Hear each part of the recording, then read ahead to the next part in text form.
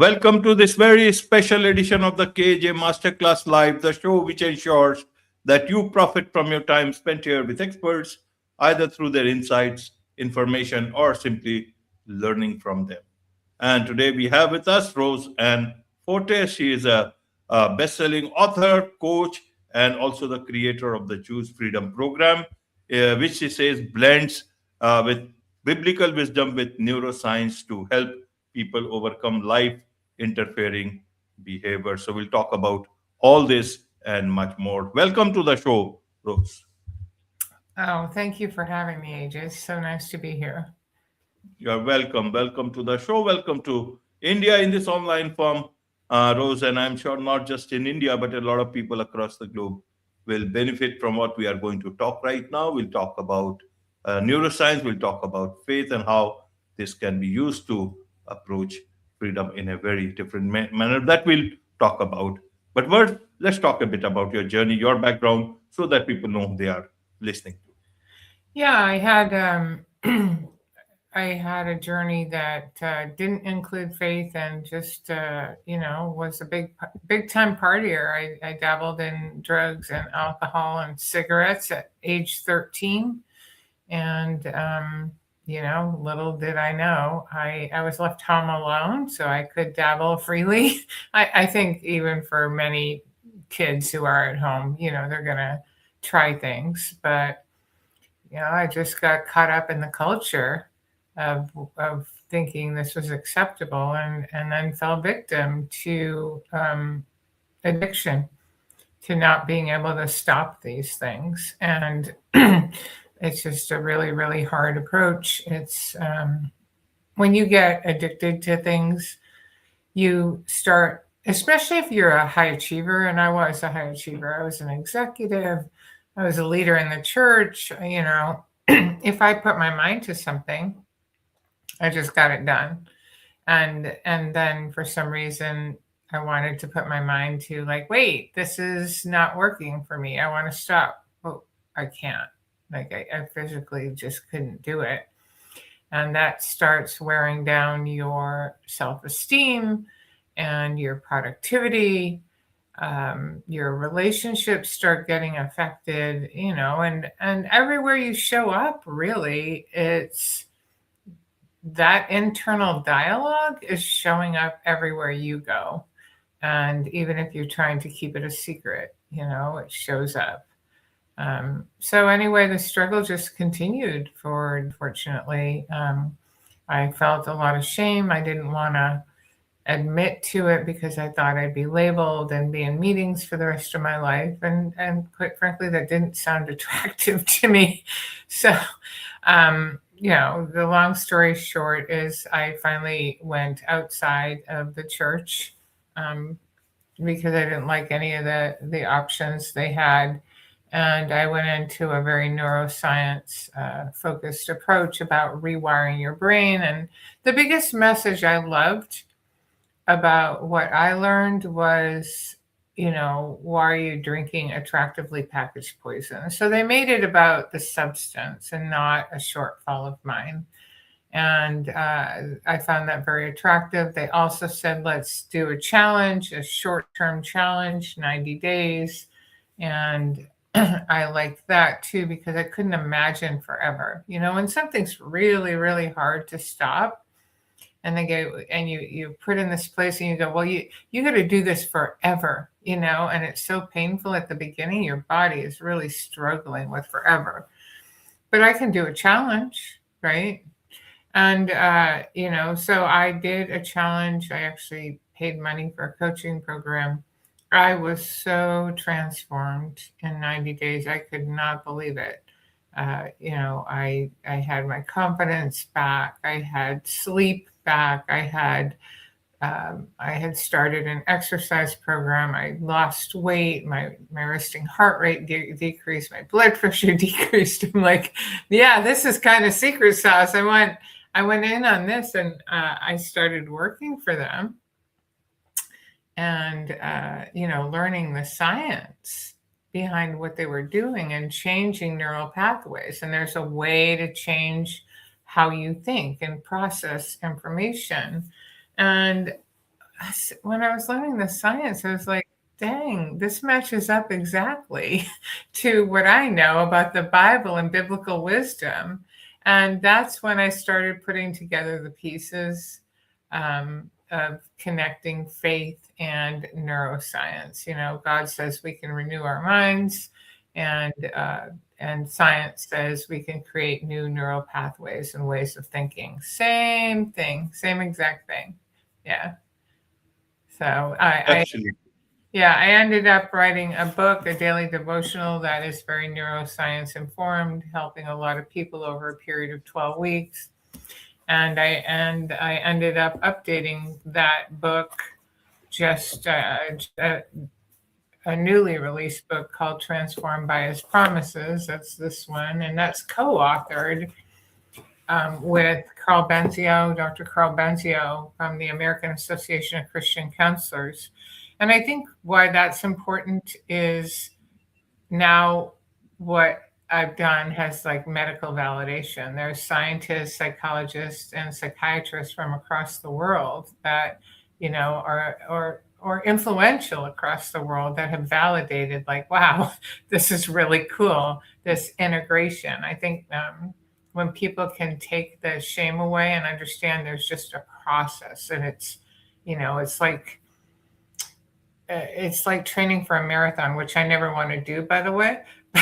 But I know that it takes work and discipline and something daily and showing up and maybe being in a community, right? All the same processes apply to every goal that you have, every habit you want to change, or every new habit you want to create.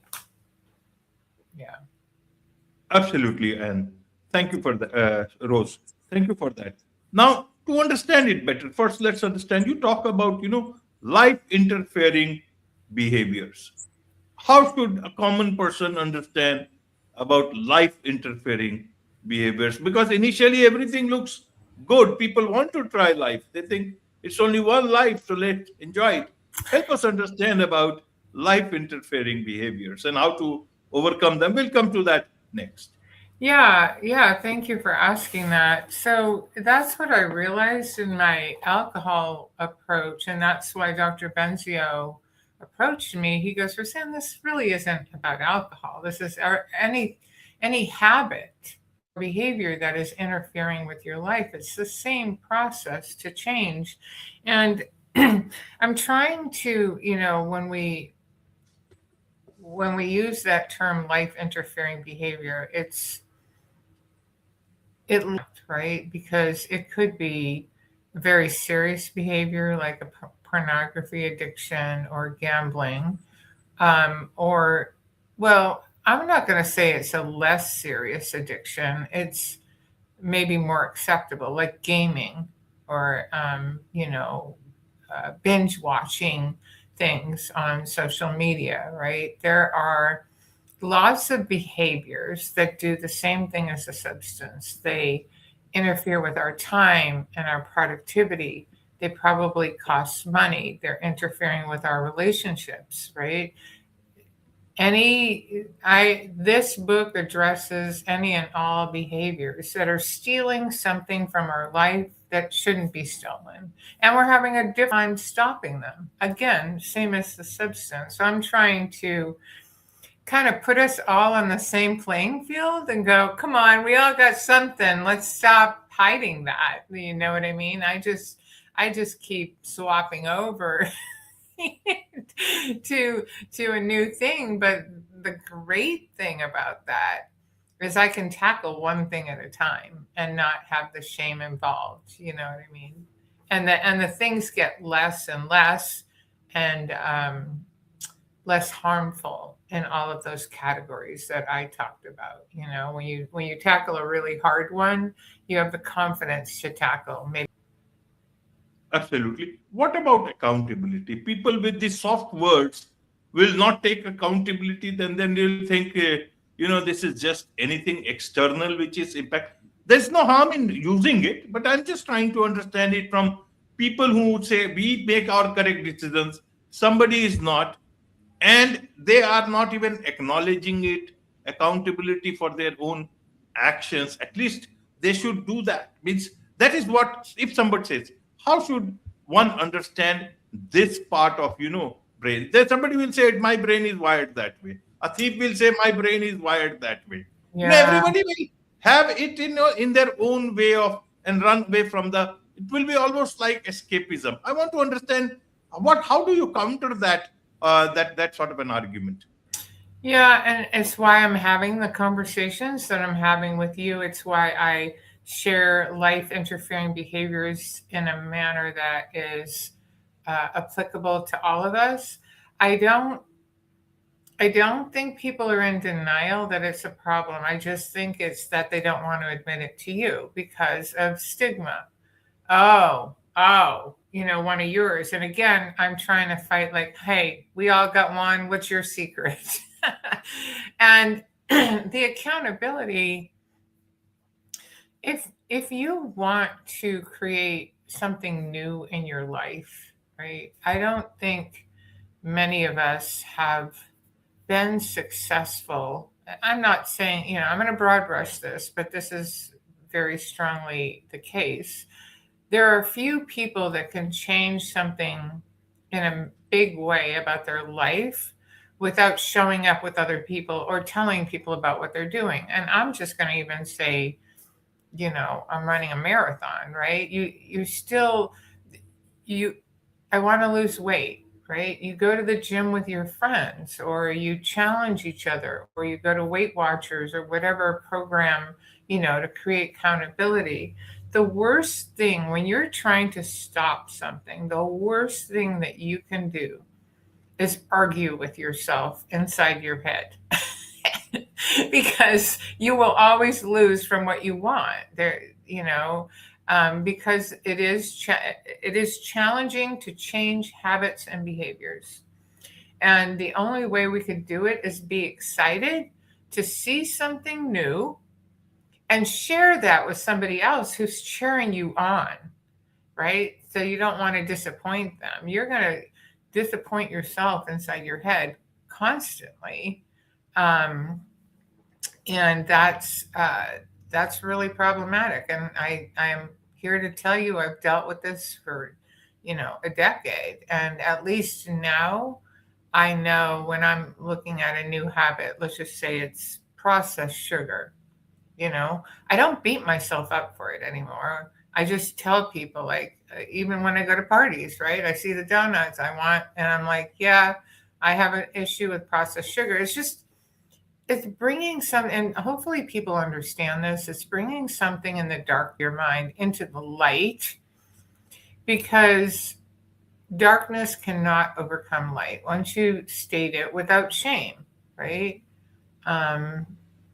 Without shame. I struggle with this, and that way, if it's in the light, you're not eating 15 donuts in front. You're maybe abstaining or eating one, or there's just something that happens when you bring things into the light and don't feel shame about it. That's the really important thing. You have to bring it into the light with people you trust, with people that can be your cheerleaders, or with professionals, that are going to help you through this challenging situation. Absolutely, absolutely, Rose. So, when you say someone who is going through all this, how do you explain that neuroscience, which is something very modern, and faith, which has been, there for since long, it's part of us, who we are, you bring them together, and that person is in a very different state of mind. How do you make them understand that these two things can work for them, because they are totally two different streams? How does that work in terms of their own understanding that this will work for them? Yeah, it's a beautiful thing when people kind of get this combination. I when we and now I'm speaking to the worst of the worst habits, right? The ones that are really creating a lot of shame, and for those people, they're searching for something, for a God, because they are just beating themselves up. And I speak, what's wrong with me? Why can't I do anything right? I'm just a loser.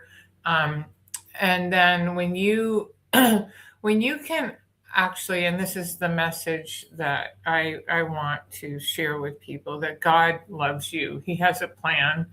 This isn't part of the plan. He designed you. This is the neuroscience connection. He designed you in a way that your brain is such that if you repeat things over and over, it becomes a habit. And so, but your brain doesn't care what you repeat, good things or bad things. It just stores the information as automatic, right? But when we can keep our eyes focused on Him and on good things, then the automatic habits are heading towards Him. When we understand that it's a physical mechanism and how we were created by a loving God as opposed to a character defect, it's magical, because it takes the focus off I'm a loser, and it puts the focus on a direction I want to go towards a loving God. Who wants something better for you. So these devotionals, whether it's behaviors or substances, help you walk every day practicing something new towards God, so towards something that is better. And you are documenting, like, oh my gosh, I feel so better. I had a better conversation. I have more confidence. I can do more in a day, right? And when you're walking with God and understanding that you are physically changing the structure of your brain, it's so cool. It's so cool. So yeah, that's what we want to do, is provide hope for something. And I'm not sure what else provides hope other than God, who tells us and promises us that He has a better plan for us, and to turn away from that behavior or that substance and turn towards Him who loves you. Absolutely. And that is your book, The Plans He Has for Me, which you have written with Dr. Carl Benzio. That's the Transformed by His Promises. So this one, they're the exact same books. One's for substances and this is for behaviors, but they work exactly the same. 84 days, scripture, gratitude, reflection, prayer. Yeah. Absolutely. And who is this book for? The books are for anybody who wants to change, who wants to see something new, who is tired of living every day in, that pattern of, oh my gosh, I can't do this again, or I'm tired of trying, I'm tired of failing, I'm tired, I need something new. And they want to practice something, and they want to see something new in their lives, because they know this continued behavior, whether or not it's with a substance or an action, is not serving them. They want something different for their lives. Yeah. Absolutely. Absolutely. There's so much to learn about all this from you, Rose. And I'm sure a lot of people would want to connect with you, learn more about your program, the Choose Freedom program. They learn more from you from your book, as well as learn from your coaching. What's the best way for them to do so? Yeah, I have so many resources at choosefreedom.today. I have podcasts and articles and free tools and downloads. You can find all the books there, the Choose Freedom program. If you want a coach to help you with something, we're here to help you, and there's plenty of resources there. Wonderful. With this, it's a wrap on this very special edition of the KJ Masterclass Live. Thank you so much indeed for joining us. Thanks for having me.